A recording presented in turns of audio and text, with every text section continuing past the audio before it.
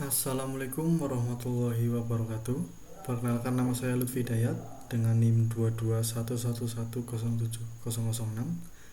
Di sini saya akan menjelaskan tentang kurva S ya. Jadi kurva S itu simbolnya grafik kemajuan dari jalannya proyek. Ya, langsung saja.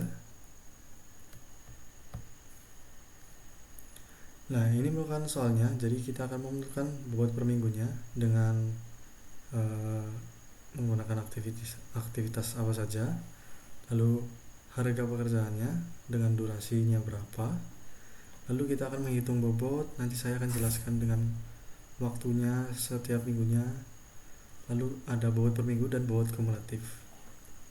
Sebenarnya materi ini berhubungan dengan materi sebelumnya atau AON, Activity on Order ya. Jadi ini merupakan dari materi sebelumnya, Activity on Order. Jadi kita akan menentukan lintasan kritisnya seperti aktivitas A dengan durasi 1 minggu, jadinya di sini 1. Lalu aktivitas B dari aktivitas A jadi 1, aktivitas B 2 minggu jadi hasilnya 3, aktivitas C selama 2 minggu juga hasilnya 5, aktivitas E 2 minggu jadinya 7, aktivitas F itu dari E dan D, tapi karena diambil yang paling besar jadi di sini 7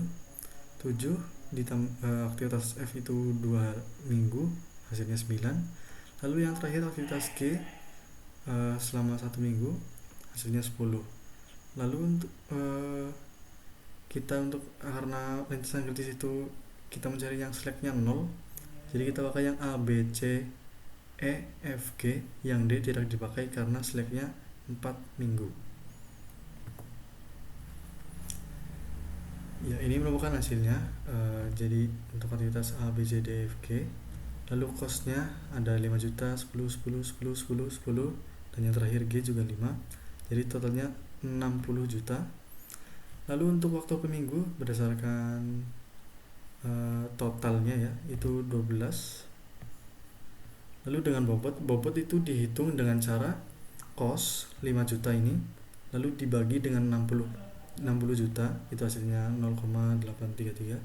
Nah, lalu itu dikalikan dengan 100%. Jadi ini 8,33%.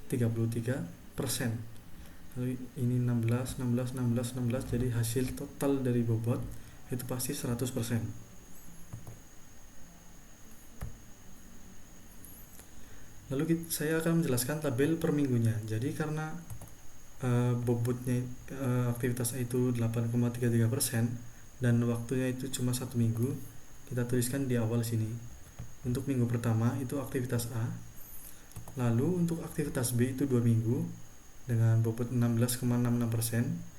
Namun aktivitas B itu setelah aktivitas A.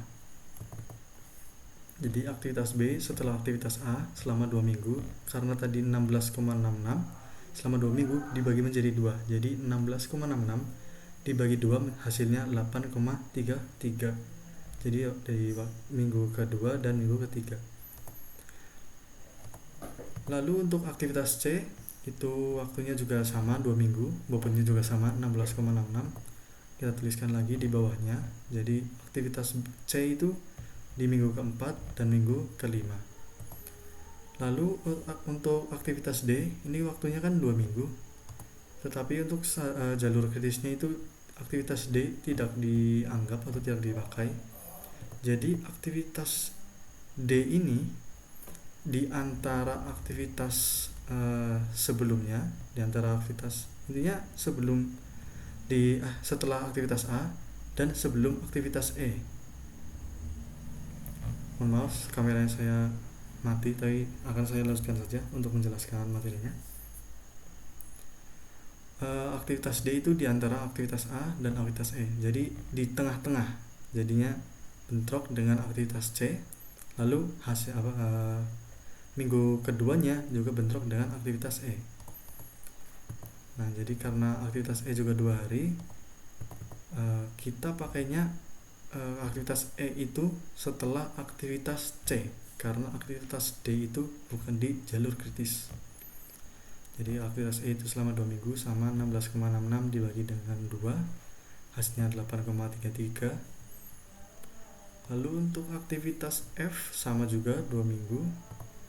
Jadi setelah aktivitas F itu setelah aktivitas E hasil 2 minggu sama 8,33 2 kali. Lalu yang terakhir aktivitas G itu selama 1 minggu dengan bobot 8,33%. Jadi aktivitas G itu di akhir di minggu ke-10. Lalu ada bobot per minggunya. Jadi bobot per minggu untuk minggu pertama itu 8,33, minggu kedua 8,33, minggu ketiga 8,33, 4 juga sama. Untuk minggu kelima bobot per minggunya karena ini ada untuk minggu kelima ada aktivitas D di sini. Jadi untuk bobot per minggunya jadi 16,66. Minggu ke-6 juga sama. Lalu untuk yang selanjutnya karena hanya satu,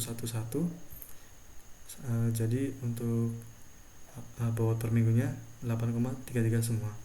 Lalu ada juga bobot kumulatifnya. Jadi bobot kumulatif itu penjumlahan dari minggu yang dihitung dengan minggu sebelumnya. Jadi untuk minggu pertama itu 8,33 dari atas. Lalu untuk minggu kedua karena di sini 8,33 ditambahkan dengan hasil di minggu pertama.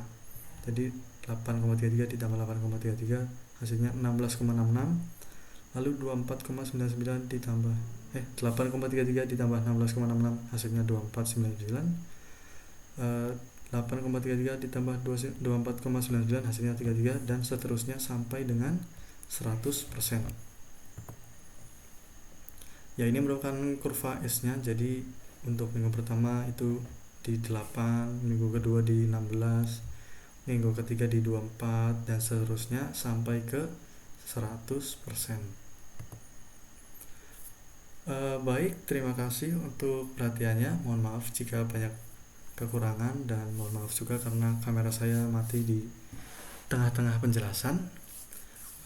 Sekian dari saya, terima kasih, mohon maaf. Wassalamualaikum warahmatullahi wabarakatuh.